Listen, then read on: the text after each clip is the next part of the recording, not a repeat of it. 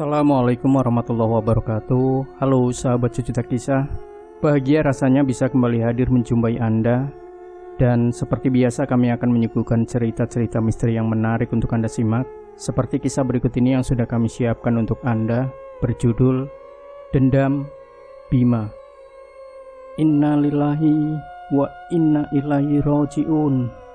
Telah berpulang ke rahmatullah Haji Abdullah pada jam 3:45 subuh. Pengumuman dari masjid sebelah gang itu menggema ke seluruh kampung.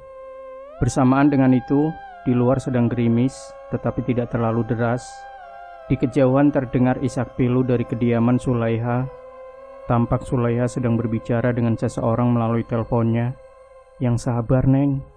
Semoga Abah husnul khotimah, segala dosa diampuni. Terima kasih doanya.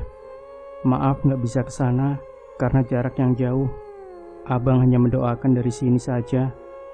Iya, Sulaiha mau mempersiapkan semua keperluan untuk tahlilan Abah dulu. Tahlilannya nanti sehabis Isya. Ngobrolnya kita lanjutkan lewat WA aja ya Bang. Assalamualaikum. Waalaikumsalam. Setelah mendengarkan balasan salamnya, kemudian Sulaiha mematikan teleponnya. 2 bulan yang lalu, Sulaiha membawa Abah dari Tarakan ke rumah sakit ternama di Samarinda. Niatnya untuk mengobati Abah yang sakit hampir 1 tahun tidak bisa bergerak. Badannya lumpuh total dari leher sampai kaki. Hanya kepala saja yang bisa bergerak, itu pun terbatas. Sesampainya di rumah dinas Kak Ferdi, Abah langsung diangkat putranya ke kamar belakang. Karena cuma kamar itu yang toiletnya ada di dalam kamar, Sulaiha memberitahu Abah, tinggal di rumah dinas kakak Ferdi saja ya Bah. Kebetulan Kak Ferdi dipindah tugaskan di Samarinda selama 6 bulan. Mendengar penjelasan putrinya, Abah hanya mengangguk tanda setuju.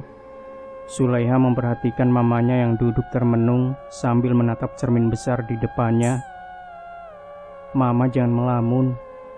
Insya Allah Abah akan sehat kembali dan bisa beraktivitas seperti dulu, ucap Sulaiha menasehati mamanya. Memandikan jenazah, menjadi imam di masjid, membantu pembagian zakat. Lanjutnya, Sulaiha pun ikut bersedih karena melihat mamanya murung di samping Abah. Mama harus kuat.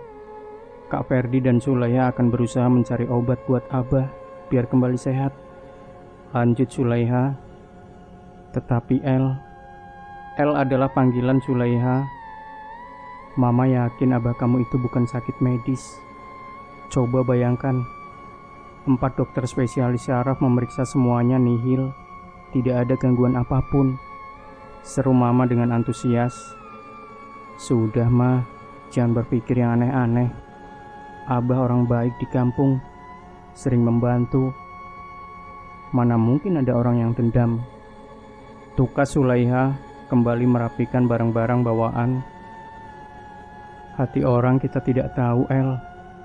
Di depan baik, tetapi di belakang menusuk, kata Mama.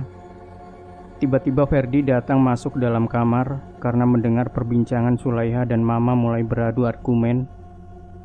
Sudah, Mama sama El ini ngobrol apa berantem? Kasihan Abah, mau beristirahat tidak bisa karena berisik, ucap Ferdi dari depan pintu kamar. Ya sudah, Abah Mama dulu yang jaga, nanti kita bergantian saja jaganya, pinta Mama. Sulaiha dan Ferdi pun keluar dari kamar. Kemudian Ferdi mengajak Sulaiha ke depan rumah untuk membicarakan sesuatu. Sambil duduk di teras, Ferdi bertanya kepada Sulaiha, El, di Samarinda punya kenalan dukun atau orang pintar yang bisa mengobati sakit Abah? Gak ada Kak. Kalau teman kampus banyak. Sama teman nongkrong di kafe, jawab Sulaiha. Sambil mengingat-ingat, terbesit di dalam hati Sulaiha untuk menghubungi Bima. Tapi apa bisa ya Bima membantu? Nanti sajalah, dia kan super sibuk, susah dihubungi. Lagi pula tidak mungkin penyakit Abah diakibatkan kiriman orang. Ayo, El, melamun mulu. Ferdi membuyarkan lamunan Sulaiha. Apaan sih Kak? bikin kaget aja. Ya sudah, El mau mandi dulu. Udah gerah, lengket semua badan rasanya. Besok jam 7 pagi kita harus ke rumah sakit ambil nomor antrian. Ferdi mengingatkan lagi adik bungsunya. Iya kak. Ngomong-ngomong, Ella lapar nih. Habis mandi temani cari makan di luar ya. Pinta Sulaiha menuju kamar mandi dengan handuk diselempang ke lehernya. Ah, kamu itu El, makan mulu kerjaannya. Percuma ikut aerobik tiap hari kalau makan terus, sindir Kak Ferdi. Biarin, ye. Sulaiha berlari kecil masuk ke kamar mandi. Begitu juga dengan Ferdi yang akhirnya mandi di toilet. Kesehatan adalah hal yang paling utama bagi semua orang. Begitu juga Bima soal kebugaran selalu dijaga. Seminggu 3 kali terkadang berolahraga. 9, 10, 11, 12. Hitungan Bima saat mengangkat beban. Ah, loyo amat hari ini berolahraga. Kurang suplemen susu sepertinya, ucap Bima. Sudah selesai bang latihannya? Tanya Daniel yang baru saja selesai latihan treadmill. Sudah, capek. Besok gak latihan, lembur kerja aja dulu. Kejar target mau beli HP Android.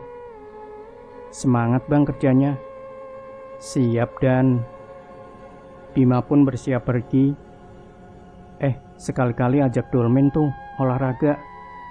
Jangan kerja terus, jadi buncit tuh perut. Di depan laptop mulu. Gak mau bang, susah diajak olahraga tuh anak. Aku pulang dulu Dan, sudah jam 9 malam nih. Salam ya buat cewek yang itu tuh, baju putih. Bima ini bisa juga goda cewek, ucap Daniel. Selesai berolahraga, Bima niat mau membeli makanan. Karena rasa lapar yang sangat tidak tertolong sehabis berolahraga. Maklum para naga di perut sudah pada demo. Setelah berkeliling beberapa putaran di dekat gym, akhirnya ketemu juga tertulis warung soto Lamongan. Selesai makan, Bima langsung mau pulang. Baru mau naik motor, dari kejauhan terlihat Sulaiha sedang jalan sambil membawa sekantong belanjaan. Neng Arab. Oi Neng. Panggil Bima dari parkiran warung. Sulaiha pun menoleh mencari asal suara yang tidak asing. Cuma Bima yang berani memanggilku Neng Arab, batin Sulaiha. Mau kemana Neng? Malam-malam keluyuran. Nanti diculik demit baru tahu. Abang tuh ngapain malam-malam? Tanya Sulaiha dengan sedikit curiga. Biasa habis olahraga. Neng Arab sendiri mau kemana? Abah saya sakit bang. Sekarang lagi terbaring di ICU. Sempat tidak sadarkan diri pas pemeriksaan dokter spesialis saraf.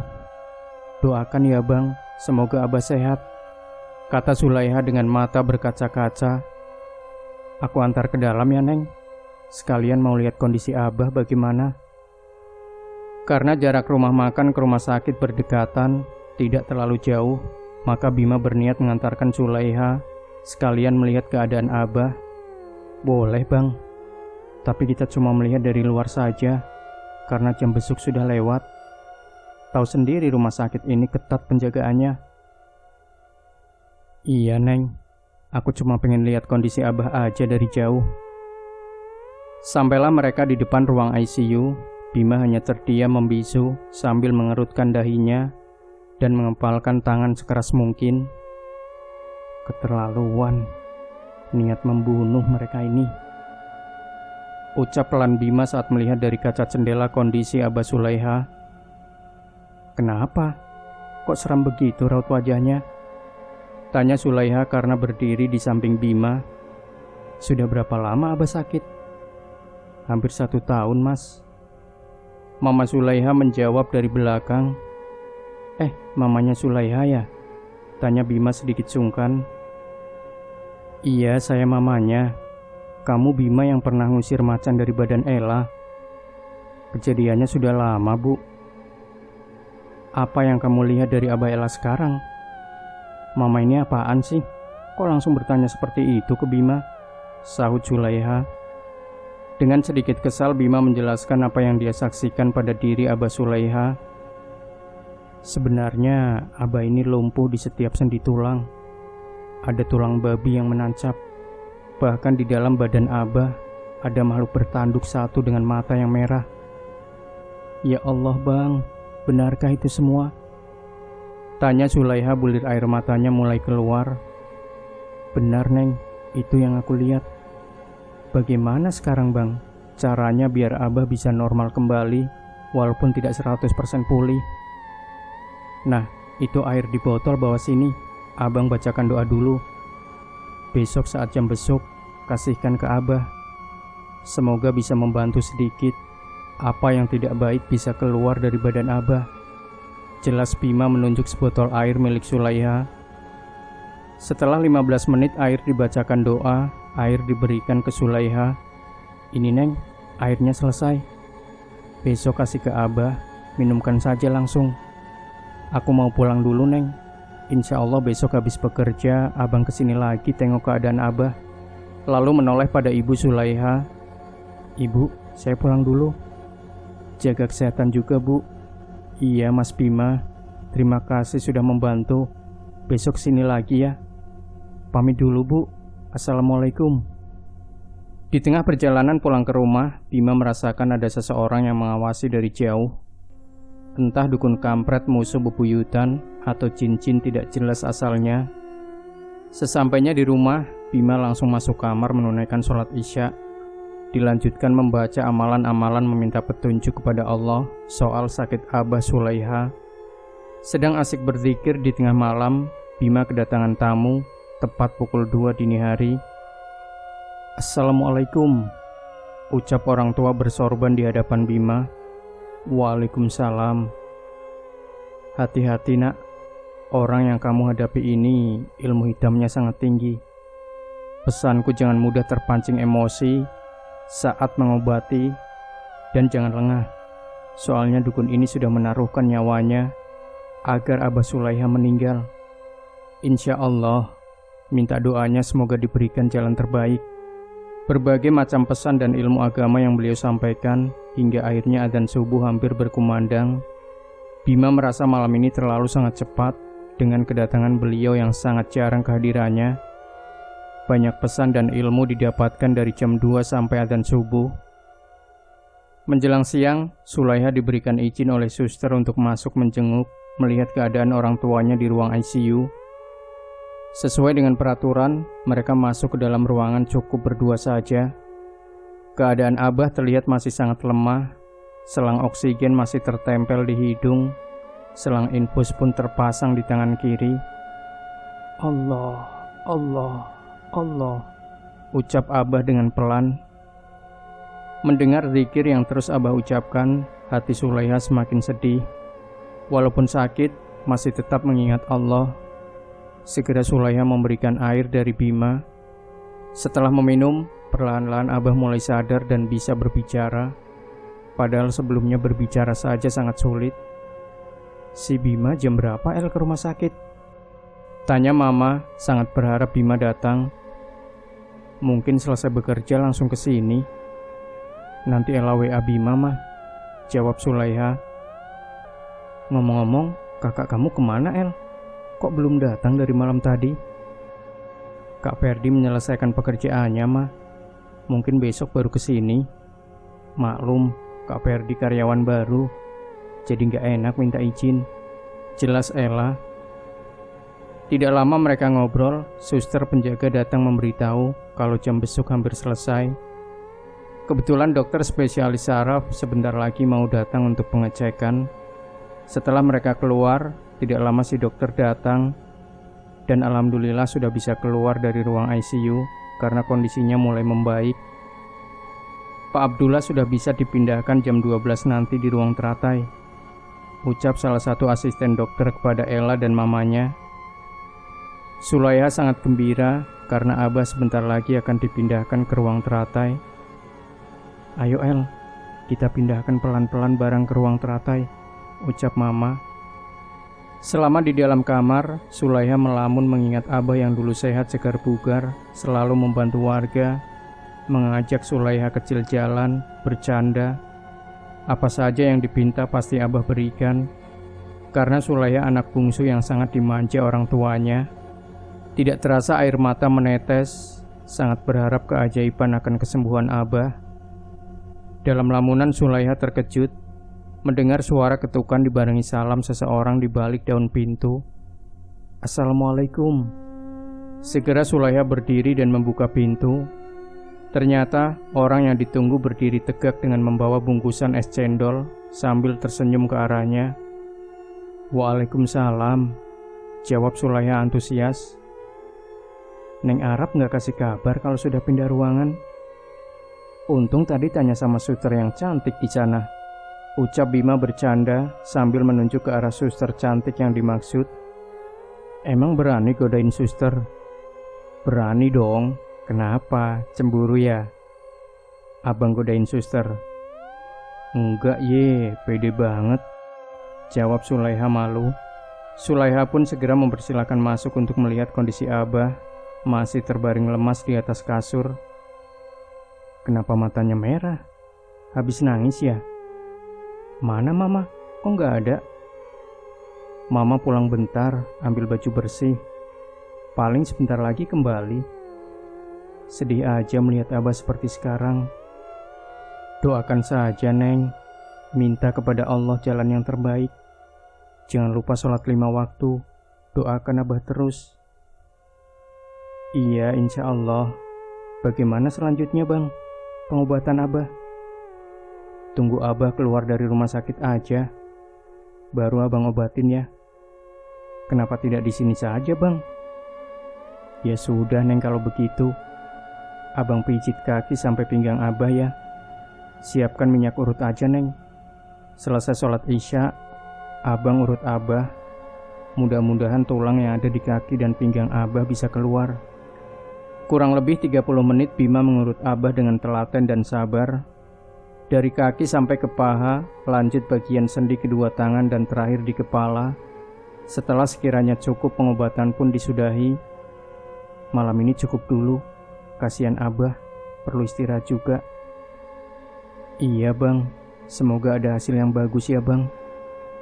Insya Allah Neng. Abang pulang dulu, besok balik lagi ke sini.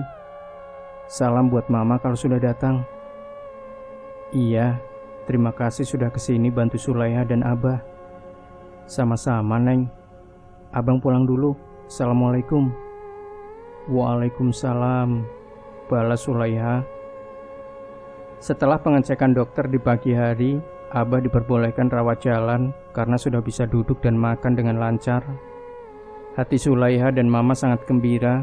Secepat mungkin menghubungi Bima. Halo, Abah sudah boleh pulang nanti siang. Abang ke rumah kakak saja ya, melanjutkan pengobatannya. Alamatnya di Jalan Cendana Gang 11 nomor 23. Pas depan rumah ada jual martabak. Siap Neng Arab, nanti aku kesana sepulang bekerja. Mungkin habis sholat Isya. Iya Ella, tunggu ya. Sehabis melaksanakan sholat Isya, Bima bersiap melanjutkan pengobatan. Dengan rasa percaya diri, motor yang dijalankan sedikit cepat. Sambil melihat alamat yang diberikan tadi siang, akhirnya sampai juga. Motor parkir di depan pagar. Assalamualaikum, salam Bima dari luar. Setelah beberapa menit, akhirnya keluar juga Sulaiha bersama Ferdi, kakak tertua dari 4 bersaudara. Masuk. Kenalkan, ini Kak Ferdi. Salam kenal Mas, saya Bima. Ferdi mempersilahkan Bima masuk. Mereka duduk di ruang tamu. Ruang tamu berdekatan dengan kamar tempat Abah beristirahat sejak pulang dari rumah sakit. Sulaiha berlalu ke dapur membuat minum. Tidak lama berselang, keluarlah mamanya dari kamar. Mas Bima yang pernah bantu mengeluarkan macan di badan Ella kan? Tanya Kak Ferdi. Kejadiannya sudah beberapa bulan yang lalu Mas, timpal Bima. Kita semua khawatir pas Ella menceritakan via telepon kejadian saat itu. Abah Ella sampai mau ke Samarinda, tukas Mama Sulaiha. Tapi semua aman mah, terkendali ada Bima. Sulaiha menjawab sambil membawa minuman dan beberapa cemilan. Ngomong-ngomong, Abah bagaimana keadaannya? Abah sudah lumayan, bisa duduk walaupun sebentar, makan dan minum juga lancar, jelas Mama Sulaiha. Langsung saja, silakan masuk kamar, ucap Ferdi. Bima kemudian masuk ke kamar untuk melihat kondisi Abah. Setelah mengamati, ternyata jin bertanduk itu masih ada di dalam badan, tidak mau keluar. Neng, diurut saja dulu, biar peredaran darah lancar, ucap serius Bima. Pengobatan dilakukan selama 3 hari berturut-turut. Sehabis Isya jadwal Bima datang. Hari pertama dan kedua mengurut Abah, semua berjalan lancar. Tiba-tiba saja tepat di hari ketiga, saat pengobatan tercium bau amis busuk yang tidak enak di ruangan. Semuanya mencium aroma busuk yang sangat menyengat. Mereka pun saling pandang. Jangan ada yang bersuara, pikir saja, ucap Bima ke semua orang. Tiba-tiba Sulaiha, Mama dan Ferdi mendengar Abah mengeluarkan suara aneh, tidak seperti biasanya. Kamu tidak akan bisa mengusirku dari sini. Sudah, keluar saja, daripada aku bakar kamu di dalam, sahut Bima. Sambil tertawa, jin bertanduk satu itu seolah-olah meremehkan ancaman Bima. Tidak lama berselang, tiba-tiba jin itu langsung minta ampun. Tangannya merapat ke dada menundukkan kepala. Kenapa minta ampun?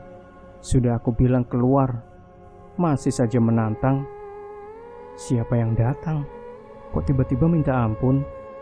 Tanya Sulaiha tegang. Bima tidak menjawab, masih fokus pada sosok jin tersebut. Siapa yang kamu lihat sekarang di sampingku? Ampun, aku akan keluar dari sini, sahut jin tersebut ketakutan. Siapa yang perintahkan kamu ke sini? Bima bertanya dengan suara lantang. Aku diperintah Sodik. Dia sakit hati karena tiap ada warga yang meninggal, dia tidak dipanggil oleh warga. Malah Abdullah yang sering dipanggil warga setiap ada hajatan. Oh begitu. Jadi cuma gara-gara itu sampai kamu membuat sakit Abdullah. Niatmu ingin membunuh Abdullah, iya kan? Rasa kesal Bima memuncak. Kamu mau masuk di dalam botol, apa ikut orang yang di samping saya ini? Tanya Bima mengatupkan rahang, menahan amarah. Cepat jawab, teriak Bima hingga membuat Sulaiha ketakutan. Kesabaran sudah mulai hilang. Neng, tolong ambil botol kosong, biar dikurung saja jin ini, ucap Bima tanpa melepas pandangan dari jin itu. Sulaiha menuruti perintah, lalu membawakan botol yang diminta. Alhasil jin itu berhasil dikurung tanpa perlawanan. Setelah Bima mengurung jin, secara perlahan kesadaran Abah mulai pulih. Wajah Sulaiha, Mama serta Ferdi sangat tegang, merasa tidak percaya pada apa yang dilihat. Abah, Bah, bangun, minum airnya dulu. Alhamdulillah, Abah sadar kembali. Istighfar Abah, tikir jangan lepas, ucap Sulaiha. Bima masih terdiam, tidak ada suara. Dia sedang berbicara secara batin dengan sosok yang datang tadi membantu. Bang Bima, Bang, panggil Sulaiha. Neng, maaf, tadi konsentrasi ke alam sebelah. Hehehe. Bagaimana Abah? Sudah sadar? Sudah. Sekarang agak lumayan, tidak seperti kemarin, gelisah tiap jam segini. Jelas Sulaiha sambil menatap botol yang dipegang. Itu botol isi jin ya? Mau diapakan nanti? Neng mau. Nih, abang kasih gratis. Ada garansi lagi. Hehehe. Enggak abang serem, kata Sulaiha bergidik ngeri. Oh ya, benar apa yang diucapkan jin tadi. Memang si Sodik kalau di kampung cuma jadi cadangan, ucap Mama Sulaiha menjelaskan. Sedangkan Abah selalu dipanggil warga kalau ada hajatan. Si Sodik sudah kita anggap seperti saudara sendiri. Karena dia juga sering membantu saat di rumah ada acara atau kesulitan. Tidak habis pikir, tega betul membuat Abah Sulaiha seperti ini. Sudah Bu, jangan dipermasalahkan soal itu. Yang penting Abah sudah mulai membaik kondisinya. Biar Allah yang membalas semuanya, jawab Bima melirik jam di pergelangan tangan. Sudah malam Bu, saya pamit dulu. Mau menyelesaikan isi botol ini, biar aman semuanya. Terima kasih ya Bima, sudah banyak membantu keluarga kami ini. Sama-sama Bu, saya hanya perantara saja. Semuanya kehendak Allah juga. Saya pamit Bu, Assalamualaikum. Setelah beberapa hari, kondisi Abah Sulaiha mulai membaik setelah diobati Bima. Betapa gembiranya Sulaiha melihat Abah bisa duduk makan minum walaupun tidak pulih 100%. Tetapi dengan kondisi seperti ini sangat jauh berbeda pada 3 minggu yang lalu. Bang, Abah besok dari rumah langsung pulang ke Tarakan. Sulaiha menelpon. Iya Neng, maaf tidak bisa mengantar. Salam aja buat Mama dan Ferdi, soalnya sibuk bekerja. Hehehe. Bang, terima kasih banyak sudah membantu. Sulaiha sedikit ragu untuk mengatakannya. Aduh, gimana ya Bang menjelaskannya? Ayo, Neng Arab naksir ya. Tawa keras Bima. Sudah Abang ini ada-ada saja. Ya sudah Neng, semoga selamat sampai tujuan sekeluarga.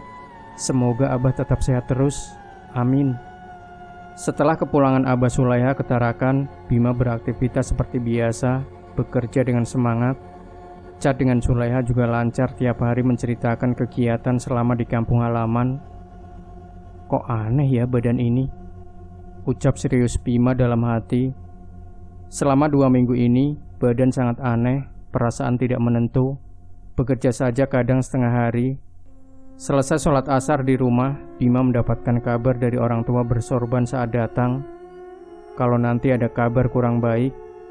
Setelah ditunggu-tunggu, akhirnya kabar yang dimaksud ada juga. Tepat di hari Jumat pagi, Bima mendapatkan kabar dari teman dekat Neng Arab kalau Abah meninggal dunia. Innalillahi wa inna ilaihi roji'un, ucap Bima. Seperti petir menyambar di siang bolong, Bima sangat sedih mendengar kabar tersebut dan langsung saja menghubungi Sulaiha memastikan kabar. Benar saja apa yang dikabarkan teman Sulaiha. Bima hanya terdiam setelah menelpon rasa tidak percaya. Tetapi inilah kenyataannya. Pasti ini pekerjaan si dukun bajingan itu, gumam Bima geram. 3 hari setelah mendapat kabar Abah Sulaiha, Bima berniat membalas. Hati sudah dipenuhi dendam, amarah, nafsu dan rasa ingin membunuh si dukun secepat mungkin. Keterlaluan si dukun bajingan itu. Geram Bima amarah yang tidak terkontrol. Sudah hampir 2 minggu Bima tidak mengikuti sholat berjamaah di musola dekat rumah. Para warga serta Pak RT menjadi heran melihat tingkah laku Bima berubah 360 derajat. Biasanya untuk membuka musola dan mengumandangkan adzan selalu ada. Tidak ada lagi suara adzan subuh anak muda itu, Pak. Iya, kemana anak muda itu? Biasanya paling pertama membuka musola dan mengumandangkan adzan, cetus Pak RT. Mungkin anak itu lagi sakit atau ada urusan di luar kota. Soalnya rumahnya sering sepi dan jarang terlihat ada aktivitas, ucap salah satu jamaah musola. Ada saja kok Pak, anak muda itu di rumah. Saya masih lihat berangkat bekerja di sekitar pasar. Cuma terkadang pulangnya agak cepat. Bima berjalan tanpa arah. Di pikirannya hanya satu, membalas dendam terhadap dukun yang membunuh Abah Sulaiha. Masjid yang jaraknya tidak jauh, sambil melihat-lihat penjual sayur, ikan, pengemis, tukang parkir. Cuacanya pun sangat terasa panas. Sesampainya di halaman masjid, terdapat beberapa penjual kembang serta minyak dan dupa. Dupa sama menyan, Bu. Kembangnya juga sekalian. Ada jual minyak, Bu? Tidak ada, Nak. Mungkin di sebelah masjid sana ada. Coba ke sana nanti. Buat apa dupa sama menyan sebanyak ini, Nak? Bima hanya diam tidak menjawab pertanyaan si ibu. Dengan cepat langkah kakinya menuju ke sebelah sisi masjid. Sesampainya di depan penjual, netranya pun tertuju pada sebotol minyak serta dupa dan beberapa kembang. "Minyaknya, Pak." "Berapa botol, Mas?" "3 saja dulu, nanti kalau habis saya kesini lagi." "Jualannya di sini saja kan, Pak? Tidak kemana-mana?" "Iya, Mas, tetap di sini saya mangkalnya." Pesanan yang dipinta Bima dengan segera dimasukkan ke dalam plastik hitam. Saat mau membayar pesanan, seseorang memanggil dari arah belakang. Suaranya tidak asing di telinga bagi Bima. "Assalamualaikum." Ustadz Umar, sahabat Bima, menyapa dari belakang. "Apa kabarnya? Lama tidak ketemu kita." "Baik, Umar." "Beli minyak ya? Buat apa memangnya?" Tapi sepertinya aku tahu. Itu minyak kan buat..." "Diam saja kalau kamu tahu.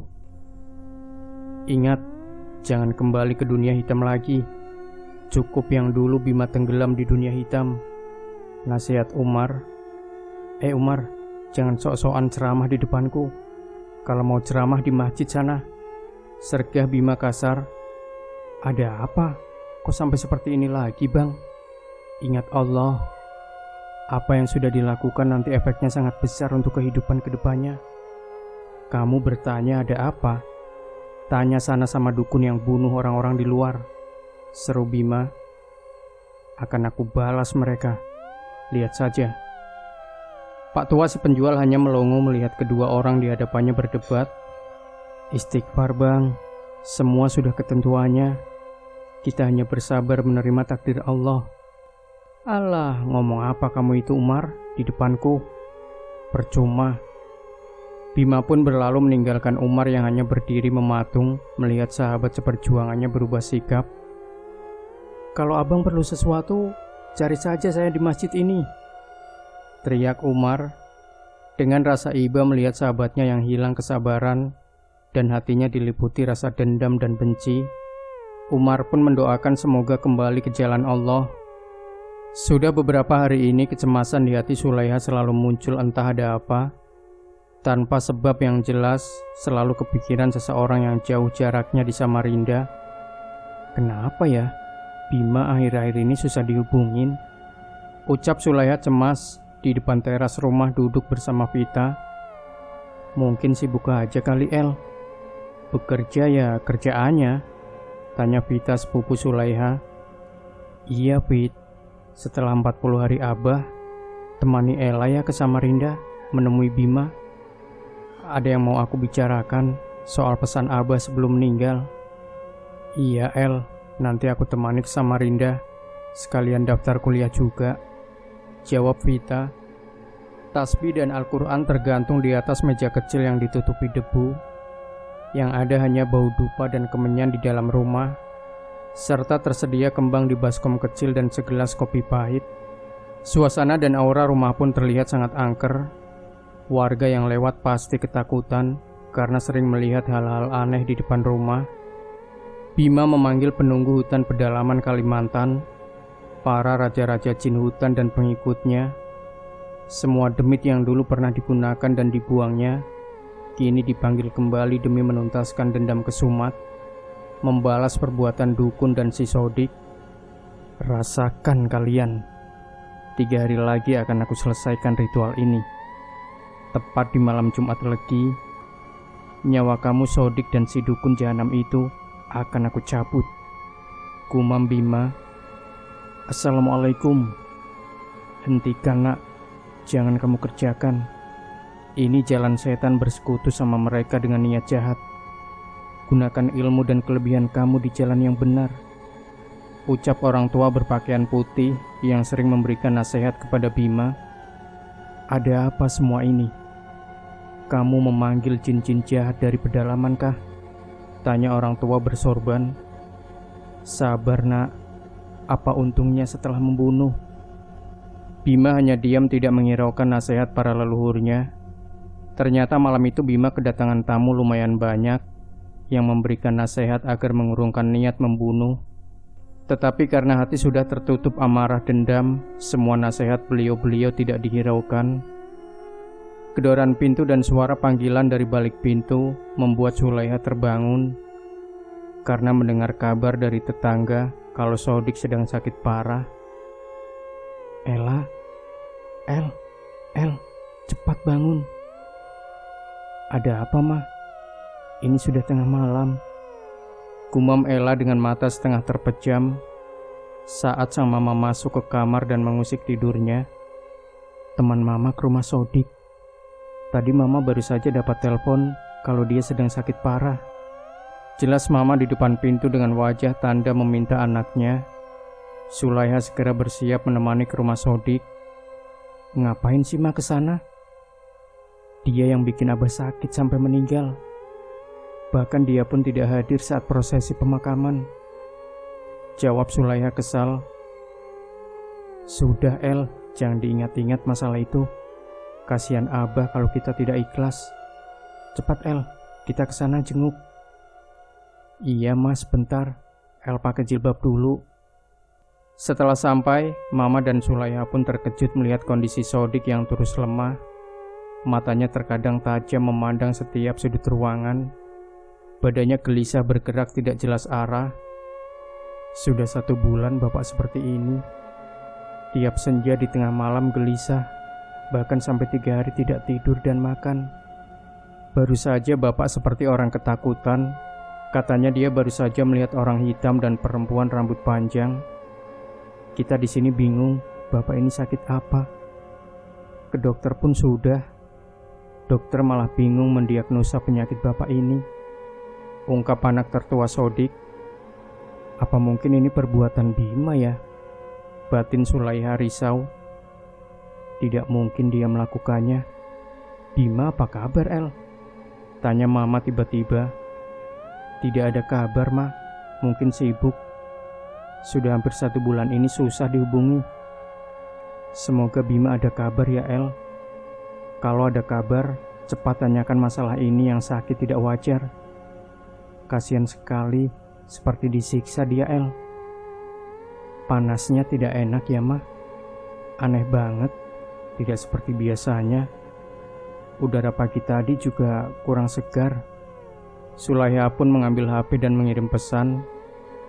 2 hari lagi 40 hari Abah. Bang, mohon doanya ya. WA Sulaiha. Tidak terasa 40 hari Abah sudah meninggalkan kita Ma. Ella sangat rindu beliau. Doakan saja El, Abah cuma butuh itu. Dan hanya itu yang bisa kita lakukan. Ingat pesan Abah sebelum meninggal. Sholat 5 waktu jangan dilepas. Dan pesan buat Bima juga harus Ella sampaikan nanti kalau ke Samarinda. Tutur Mama Ella. Iya Ma, nanti sama Vita ke sana. Sekalian temani dia daftar kuliah juga. Tepat di malam Jumat, Bima menuntaskan dendam. Tidak tanggung-tanggung, pasukan jin yang berkumpul sudah seperti pasukan perang yang siap membunuh si dukun jahanam itu. Dentuman yang keras terdengar di atap rumah. Kurang ajar, masih saja membalas. Berangkat kalian 7 hantu hutan. Wujudnya bertanduk mempunyai ekor dan mata yang merah serta pengikut yang banyak. Sebelum subuh, dukun dan Sodik harus kalian bunuh. Perintah Bima kepada makhluk dan jin-jin tersebut. Di salah satu sisi yang lain, dukun itu pun tidak tinggal diam mengetahui akan diserang. Si dukun juga menyiapkan pasukan jin siap tempur. Sudah hampir mendekati jam 3 subuh, Bima dan si dukun itu saling serang menyerang, balas-membalas mengirim jin-jin dan para siluman. Seakan-akan peperangan besar terjadi. Nyawa pun dipertaruhkan. Siapa yang mati antara Bima atau dukun itu?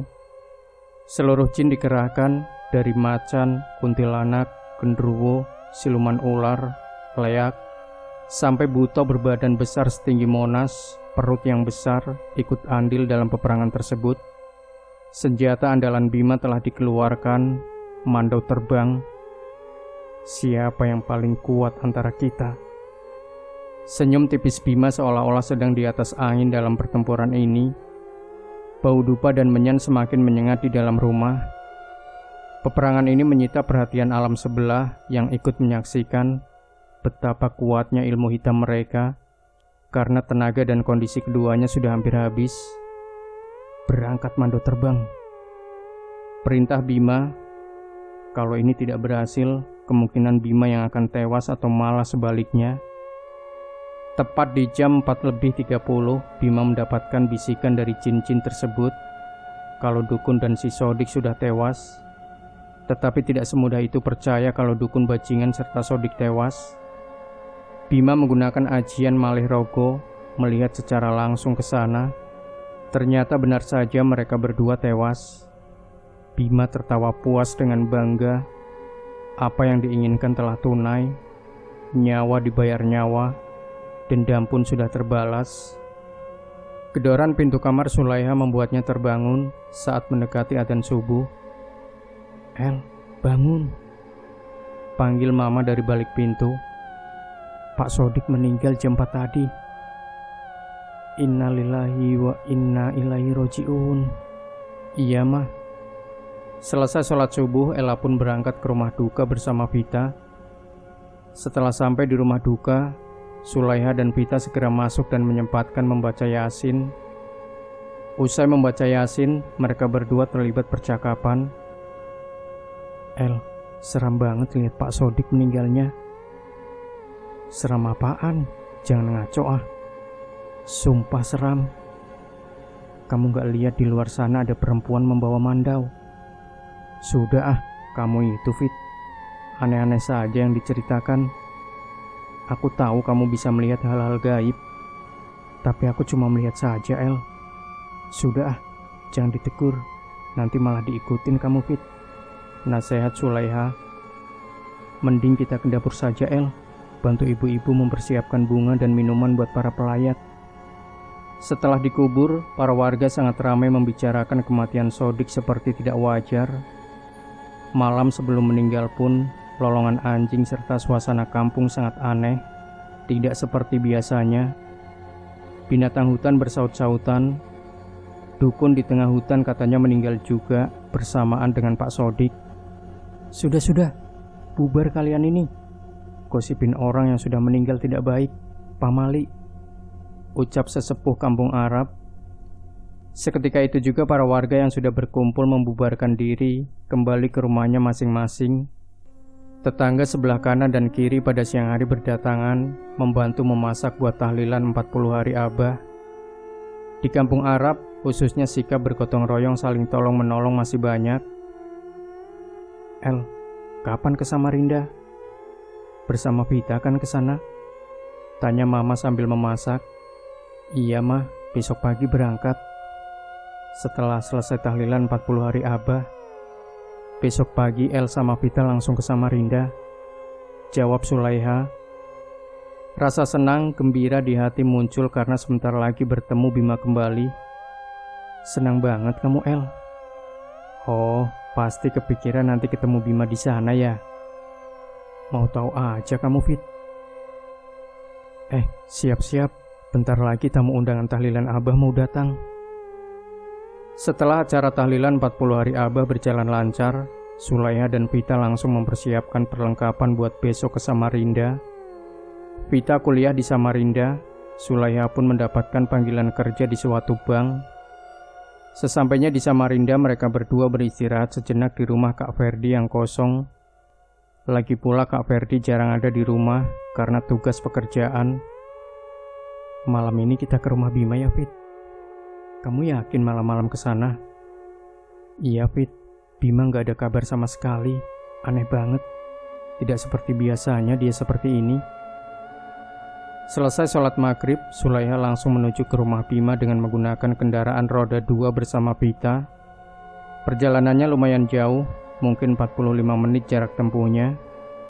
Sesampainya di depan rumah, terkejut Vita melihat sosok-sosok penunggu rumah. Sulaiha pun merasa kurang nyaman saat mau memasuki rumah Bima. "Yakin kamu, El, ini rumah Bima?" Netra Vita tidak berani terlalu lama memandang ke arah halaman. "Iya, Fit. Aku pernah kok kesini waktu masih kuliah." "Ya sudah, kamu saja El yang masuk. Aku di luar saja." Seram yang di atas pohon ketapang itu. Wajahnya penuh darah sama perempuan membawa mandau juga ada di depan pintu. terang Vita. Sama-sama kita masuk. Kamu sih kebanyakan nonton horor. Gini akibatnya. Sulaiha dengan memberanikan diri mengetuk pintu dan mengucapkan salam. Selama 5 menit tidak ada suara atau balasan.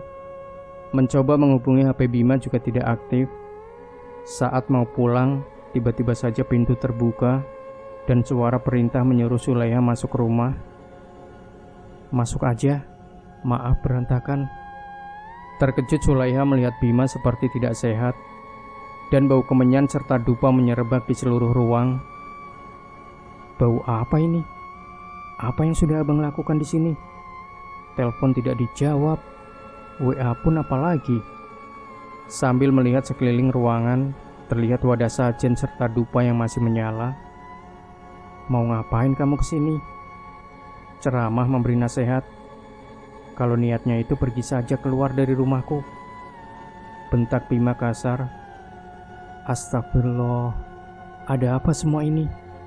Abang melakukan apa? Si Sodik pasti sudah tewas sebelum 40 hari dari Abah. Mampus rasakan itu semua.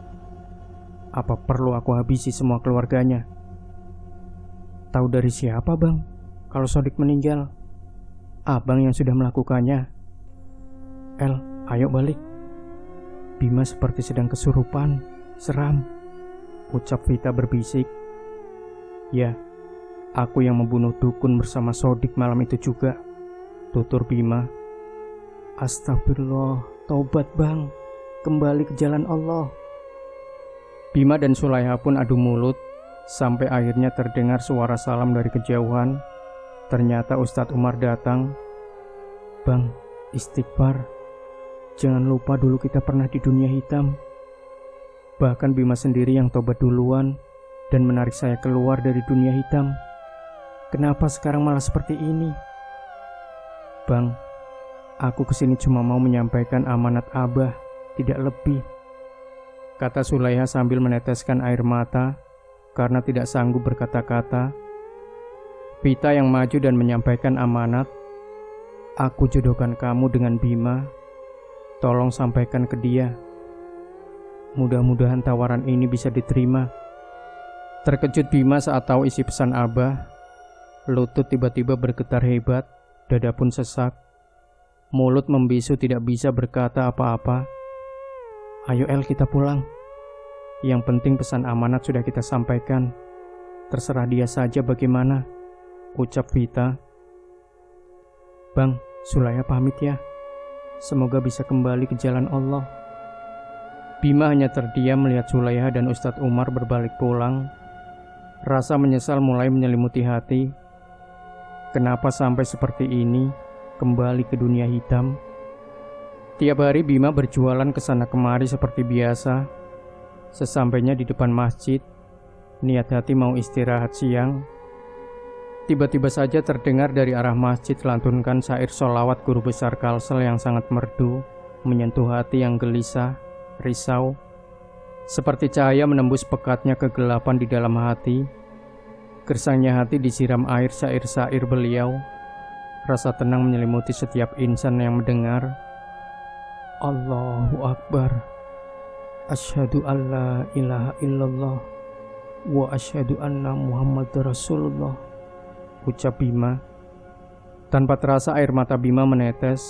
Hidayah pun masuk ke dalam hati. Menyesal, sangat menyesal. Apa yang sudah dilakukan semua ini salah, bahkan melampaui batas. Berkunjung Sulaiha dan Vita ke rumah Pak Umar. Saat pulang dari rumah Bima, sempat meminta nomor HP Pak Umar. Bima itu sangat baik orangnya. Dia yang menarik saya dari lembah kegelapan dan menyuruh saya menjadi muadzin masjid ini. Kenapa malah Bima sampai kembali ke dunia hitam? Dengan wajah kecewa Umar berbicara, semua ini mungkin salah Sulaiha, Ustadz. Saya yang meminta ke Bima buat bantu pengobatan Abah. Tidak ada yang salah. Ini semua jalan Allah. Kita doakan semoga Bima segera bertobat, ucap Umar. Tiba-tiba saja dari kejauhan ada suara ucapan salam yang sangat dirindukan. Sulaiha dan Umar terkejut dan mereka melihat seorang dan mereka melihat seseorang berdiri di depan pintu dengan posisi tegak sambil membawa bungkusan cendol. Sulaiha, Vita, dan Pak Umar pun terperangah bingung. "Boleh saya masuk?" tanya Bima. "Silakan masuk bang, duduk." "Maaf, kami terkejut melihat kedatangan abang yang tiba-tiba." "Neng Arab kok diam?" tanya Bima sambil menyeringai. Di dalam hati Sulaiha, ini benar Bima. Cuma dia yang berani manggilnya Neng Arab. "Woi, Neng Arab, bengong aja." "Kamu jahat bang." Raung Sulaiha berhambur memeluk Bima sambil menangis. Ia juga memukul berkali-kali lengan Bima. "Mohon maaf semua. Abang sudah lepas dari jalur. Dendam amarah nafsu ini membuat hati buta bahwa semua yang abang lakukan salah besar, sampai meminta bantuan jin-jin kafir itu. Ya Allah, semoga dosa aku diampuni." Lirih sesal Bima. "Insya Allah bang. Selama nafas masih ada, pintu tobat terbuka lebar. Perbanyak istighfar bang," ucap Ustadz Umar. "Maaf Umar, kata-kataku kemarin tidak sopan kepadamu." "Aku maafkan bang. Saya paham keadaan kemarin melihat abang lepas kontrol. Bagaimana cara melepas jin-jin jahat ini dari saya? Kemana saja mereka selalu ikut. Pelan-pelan bang. Dibuang apa yang tidak baik. Inilah resikonya bersekutu dengan jin kafir." Sulaiha masih tidak percaya melihat Bima berubah seperti dulu lagi. "Neng Arab, maafin abang ya, sudah bikin seperti ini. Saya janji tidak akan mengulanginya lagi." "Janji sama Allah saja bang," sahut gadis itu dengan nada kesal. "Iya Neng, itu pasti. Ngomong-ngomong, Neng kalau ngambek tambah manis mukanya," rayu Bima. "Gombal bang. Dupa menyan segala sajen sudah dibuang." "Iya sudah dibuang Neng semuanya. Maafkan abang ya Neng." Ada syaratnya," sahut Sulaiha sambil tersenyum penuh arti. "Apa?" "Sulaiha dan Vita gratis makan es cendol sebulan penuh." "Bagaimana bang?" "Hehehe." "Ya sudahlah Neng, kalau itu syaratnya, mau bagaimana lagi?" sahut Bima dengan senyum lebar. Tertawa Sulaiha dan Vita melihat Bima seperti orang bingung. Demikian sahabat sejuta kisah. Jangan lupa berikan komentar Anda, like, share video ini, subscribe channel Sejuta Kisah, dan kembali nantikan cerita-cerita misteri terbaru dari kami. Wassalamualaikum warahmatullahi wabarakatuh.